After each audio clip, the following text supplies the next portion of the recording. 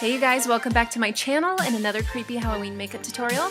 I got quite a few requests in my last video to do something infected looking, so I wanted to focus mainly on this veining technique. This is just a generic, sick look that will look good with a bunch of different makeup looks for Halloween, so if you guys want to know how to do this, then just keep watching. Alright, so we're going to start out with the base, and this is the Kat Von D foundation in the shade 42. This does not match my skin at all, it's the lightest foundation I have. I just wanted to pale myself out even more to make myself look even more sick. If you don't have a foundation that's lighter than your skin tone, you can mix in a little bit of white face paint with your foundation to lighten it up a bit. And I'm also extending this down my neck and my shoulder area, chest, anywhere that's going to be exposed, I'm applying this foundation. For concealer, I'm using the Kat Von D Cream Lock-It Concealers in L5 and Whiteout. I'm alternating the two because since I'm using a really light foundation, I want the highlight to be extra light so I just don't look super flat. I just want a little bit more dimension to my face. So I'm applying both of those shades and then blending those out with the Beauty Blender.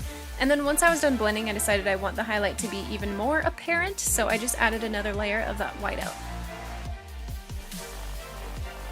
I'm also extending this down to my chest as well, applying a thin layer of this across my collarbones, and then up on those neck tendon things. I really don't know what those are called. Tendons? Stretchy things? You know what I mean. And then I'm just blending those out as well. I wanted to go for like a really sunken in, sick, famished look, so that's why I'm highlighting those parts. To set that under eye concealer, I'm taking my No Color Powder by RCMA. If you apply quite a bit of this, it also leaves a little bit of a white cast, which is a good thing actually in this case. Now I'm just going to speed through my brows really quickly. I'm using the Makeup Forever Pro Sculpting Brow Palette, just going to run this through my brows really quickly, nothing fancy. And then I'm going to start on the eyes, and I'm just using Faux Fur and Bandwagon by Makeup Geek on a Smith 232 brush, just quickly applying this throughout the crease. I'm not going to spend too much time on the eyes because those aren't the focal point really. But then I'm going in with Bitten, and this is one of my favorite eyeshadows by Makeup Geek. I always use this for Halloween tutorials when there's like blood and gore involved. I don't know why, it's just the perfect color. Anyways, I'm just applying this into the crease, but focusing it more in the lower half of the crease. Going in with this new foiled eyeshadow by Makeup Geek, it's called Curtain Call. I'm just spraying that a couple times with some MAC Fix Plus so it looks a little more metallic, and then I'm just applying this all over the lids. And then I'm going in with this medium dark brown called Mocha, and I'm just applying this to the outer half of the crease and dragging it down onto the lid so it's like an outer V shape. Then to highlight the inner eyes, I'm going to take Prism, which is a pressed pigment by Makeup Geek, and I'm just applying that really quickly with a pencil brush. Taking Bitten on a small little chubby smudge brush, I'm just going to run that along the lower lash line, blend that out, and then I'm going to switch over to my Cosette S185 and blend that out even further. I'm going to extend this pretty far down so it looks like I'm more sick than I actually am. And then a good tip to make yourself look even more sick and your eyes more irritated, add a red pencil to your waterline. This is actually a lip liner called Gash by Urban Decay. I would not recommend putting a lip liner in your eyes or near your eyes, but this is the only red pencil I had. Just going to add a quick layer of mascara. This is the Immortal Lash by Kat Von D. And then I'm going to move on to contouring my face, and this is the Contour Palette by Lunatic Cosmetics Labs. I'm just taking a gray toned contour and just really carving out that cheekbone and also extending it down like towards my jaw to make my face look as sunken in as possible. So now I'm going to extend this up to my temples and really shade the sides of my forehead to kind of follow those deep set areas of the skull.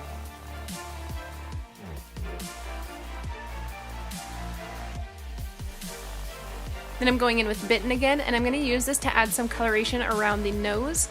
When you're sick, your nose gets really red, obviously, so I'm just coloring the nostrils and inside the nostrils as well, as gross as that is, and then the tip of my nose, and then if that's a little bit too strong, you can go over that with your Beauty Blender to soften it a little bit.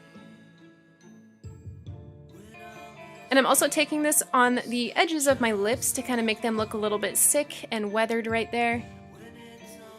Now I'm just going to add some lashes because I wanted this look to look kind of half cute, half gross. So these are the Starlets by House of Lashes, and then I'm applying the Wanted lipstick by Renegade Cosmetics. And then once I have that shape down, I'm going to take the Coco Loco lip liner by Jordana Cosmetics, and I'm just using this to darken up the edges of my lips so it's like an ombre look. Moving back down to my neck and collarbones, I'm going to take that same contour that I used on my face, and I'm just going to use this to shade the sunken in areas of my neck, so in between those tendons, on either side of them, and then also right beneath my collarbones just to make them look even more protruding.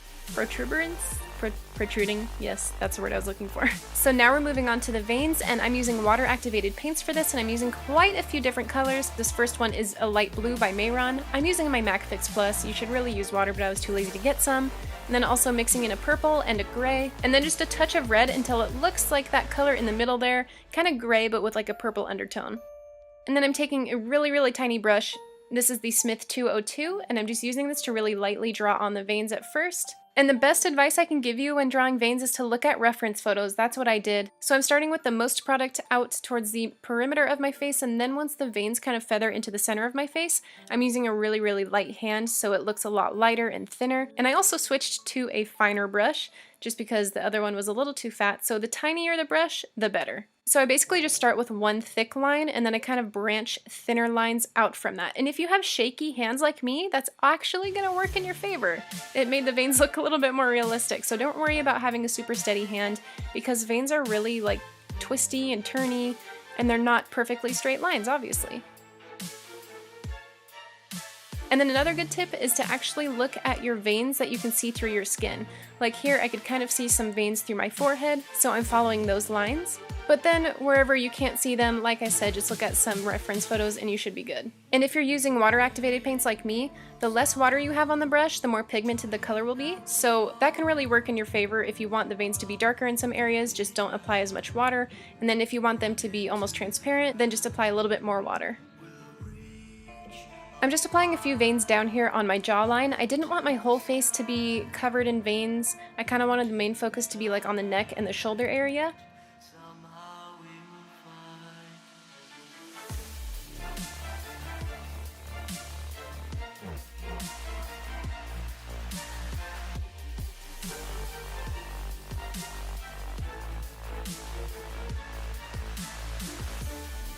And then I also decided to extend part of those veins that are coming up my jaw down onto my neck about halfway down. And then we're going to add on those later, but for now I'm just making sure that they connect to the jaw veins.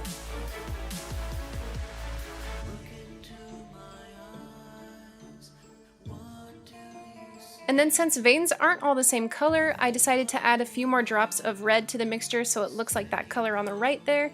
And I'm just going to add this sporadically throughout the veins, just to give them a little bit more color and variation.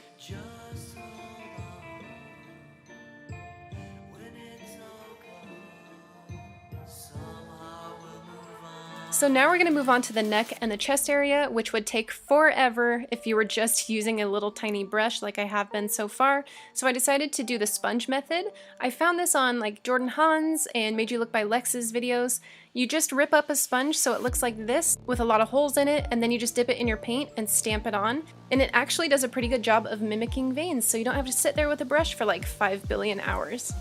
So I used a mixture of those light blue and gray paints first to add that first layer on, and then I decided to add a couple drops of red to the paint to add another layer. I basically wanted this to look really dimensional, so I'm adding colors at different times. And then lastly, just decided to add a drop or two of yellow paint to the mixture to make it look a little bit bruised. And I'm also stamping this really, really lightly over the veins that I have on my face, just to kind of break up the veins a little bit and make them look more realistic. So once I'm done with the sponge technique, I'm actually going to go back in with my brush and just hand paint some more veins on. The sponge method is really nice and convenient because it makes it really fast, but I just felt like some of the veins needed to be a little bit darker, so that's why I'm going back in with the brush and just hand painting some more on. I just took a mixture of mostly red paint with a little bit of purple added to it, and I'm not going over all of the veins, I'm just going over some larger ones just in a couple areas. I just felt like it would look a little more realistic if there were some larger veins that stood out a little bit more and were different colors. So the last step is to just take some translucent powder on a big fluffy brush. I'm just applying this over the veins. I wanted them to look a little more under the skin like, so that's why I'm using that translucent powder. This just softens them up a little bit. I decided I wanted to look a little more sickly, so I'm just taking some clear lip gloss and I'm applying that under the tear duct area of my eye so it looks like I'm like oozing or crying 24/7. And then last but not least, just decided to feather out my lips a little bit more with some more Bitten eyeshadow. And that's it for the look. I really hope you guys liked this one. I really like doing these creepy looks. I haven't really done a realistic vein makeup tutorial ever, so this was really fun for me. Thank you guys for requesting it. Once again, I know that there are tons of artists that have done really cool videos on veining techniques and stuff like that, but I just wanted to do one with my own twist, so this is my version of like an infected, sick makeup look. So if you guys are going to use this technique for Halloween, let me know what you're going to be. Alright guys, thanks for watching, and I'll see you in my next video. Bye!